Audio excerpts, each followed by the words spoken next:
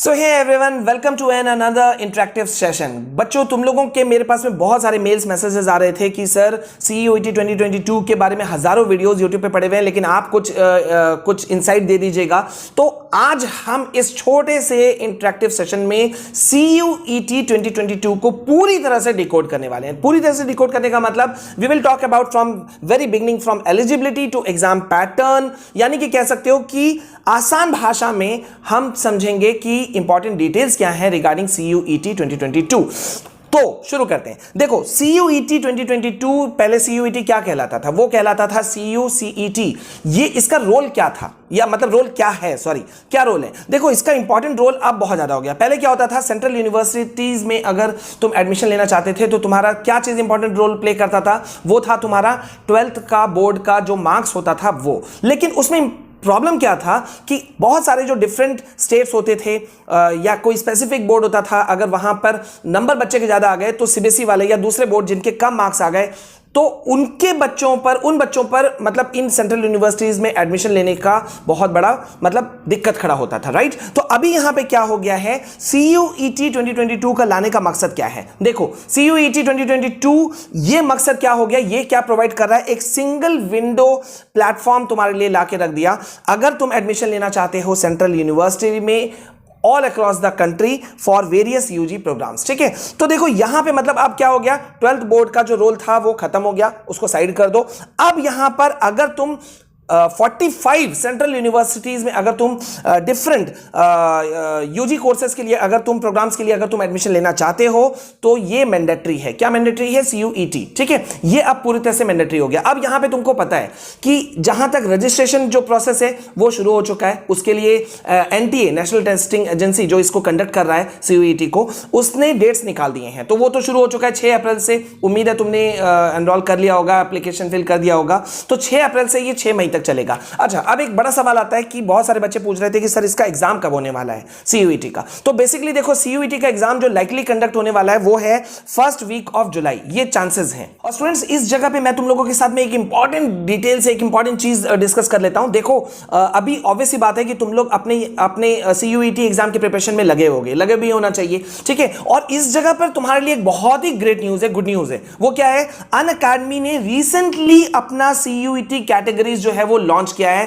For part A UG science and UG commerce students. Isn't it great? तो मतलब इसमें क्या है, तुमको ढेरों चीजें मिलने वाली हैं, like free classes are there, special classes are there, then different batches are available. मतलब अब तुम्हारे तैयारियों में कोई ब्रेक्स नहीं लगने वाला, ठीक है? और अभी तो देखो एक ऑफर भी है, बहुत अच्छा ऑफर है। अगर अभी तुम 3 महीनों का प्लस या कॉम्बो सब्सक्रिप्शन परचेस करते हो तो you will get 1 month free, absolutely free, ठीक है? तो जल्दी से इसमें एनरोल करने के लिए यूज कर लो मेरे रेफरल कोड FS10 को। और इतना ही नहीं, बस देखो यहां पे देखो एक चीज का ध्यान रखना है, ये लिमिटेड पीरियड ऑफर है, तो मतलब यू कांट टेक चांस, तुमको जल्दी करना है। और यहां पे देखो एक और चीज मैं आपको शेयर कर दूं, 15 अप्रैल को तुम पार्टिसिपेट कर सकते हो CUET के प्रैक्टिस टेस्ट में, which is all India free mock test, ठीक है? तो इसमें पार्टिसिपेट करो जिससे कि तुम्हारा कॉन्फिडेंस जो है वो थोड़ा और बूस्ट हो जाए। और not only this, even you can win scholarship up to 100%। Isn't it great? है ना?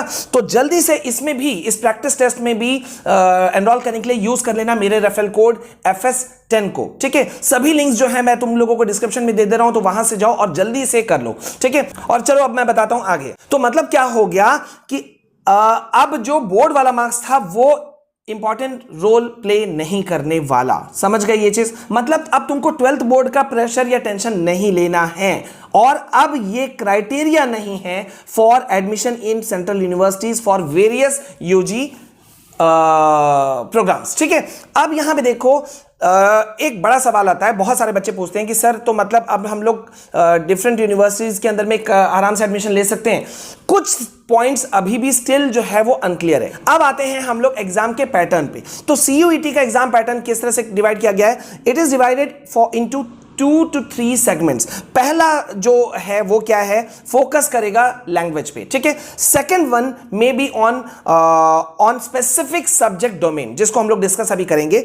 और थर्ड वन जो है इज बेस्ड ऑन जो जनरल एबिलिटी है उसके ऊपर में। आगे जाकर के देखो, ये जो लैंग्वेज सेक्शन है ना, ये फर्दर डिवाइड हो जाता है इनटू सेगमेंट्स। 2 सेगमेंट में ये डिवाइड होता है, 1A 1B। 1A के अंदर में 13 लैंग्वेज पेपर्स हैं और 1B के अंदर में 19 लैंग्वेज पेपर्स हैं। तो मतलब अगर एक स्टूडेंट ग्रेजुएशन के लिए एम कर रहा है इन अ स्पेसिफिक लैंग्वेज, तो उसे जो लैंग्वेज सेलेक्ट करना होगा वो सिलेक्ट करना होगा फ्रॉम 1B। हालांकि स्टूडेंट में choose a maximum of 3 languages from 1A and 1B।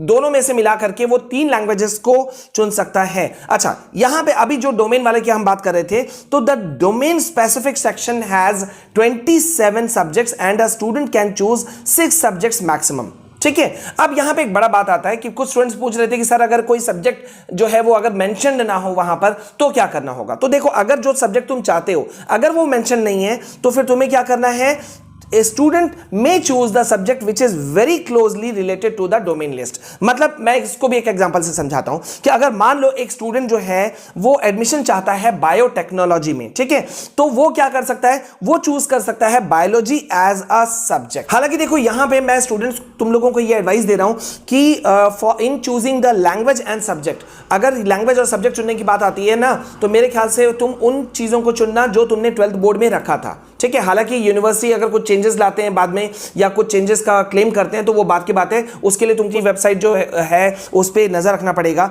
ठीक है। और अब यहां पे देखो, नेक्स्ट पार्ट था जनरल टेस्ट का। तो जनरल टेस्ट वाले में क्वेश्चंस होंगे about areas like general knowledge, including उसमें है current affairs, general mental ability, quantitative reasoning and logical and analytical reasoning. तो ये गाइस, ये बेसिक एक छोटा सा इंसाइट था जो मैंने अभी तुम लोगों को इस वीडियो के अंदर में दिया। बहुत बेसिक इंसाइट था, लेकिन मैं यहां पे कहूंगा कि CUET प्रिपरेशन में लगना होगा और अच्छे से लगना होगा, थोड़ा सा अच्छे से प्रिपरेशन करना होगा। और इसके लिए हम कुछ चीजों को स्टार्ट करने वाले हैं जिसमें कि मैं तुम लोगों को A to Z गाइड करने वाला हूं। तो मिलते हैं नेक्स्ट इंटरेक्टिव सेशन में, जिसमें कि हम और बहुत सारी चीजों को डिस्कस करेंगे, ठीक है। तो तब तक के लिए अभी इस वीडियो में बस इतना। मिलते हैं नेक्स्ट वीडियो में। जय हिंद, जय भारत।